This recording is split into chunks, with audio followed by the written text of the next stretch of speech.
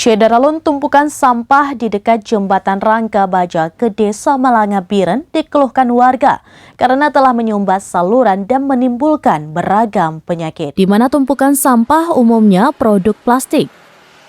Melihat tumpukan sampah yang mulai menggunung di beberapa saluran, Nurdin, 40 tahun, salah seorang warga setempat yang peduli kebersihan lingkungan, pada Rabu 8 November membersihkan tumpukan sampah sebisa mungkin.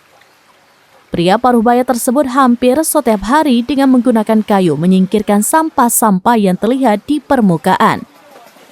Sampah-sampah tersebut berupa plastik, botol, kertas, dan daun-daun kering. Setelah saluran lancar dan sampah tidak lagi di kawasan tersebut, Nurdin berharap sampah tidak dibuang di dekat saluran dan jembatan. Kecik Kede Aceh Samalanga Biren, Nur Muhammad mengatakan Pak Nurdin salah seorang pahlawan bagi lingkungan dan dia membantu membersihkan beberapa tempat menjadi tempat bersih dari sampah. Kecik menyebutkan pihaknya sejak lama telah melarang masyarakat untuk tidak membuang sampah sembarangan, terutama di saluran dekat jembatan. Larangan sudah dikeluarkan sejak lama untuk menjaga kebersihan dan kelestarian lingkungan. Namun sampah tetap dibuang sembarangan dan menumpuk. Bagi masyarakat yang kedapatan membuang sampah di dekat saluran akan dikenakan sanksi.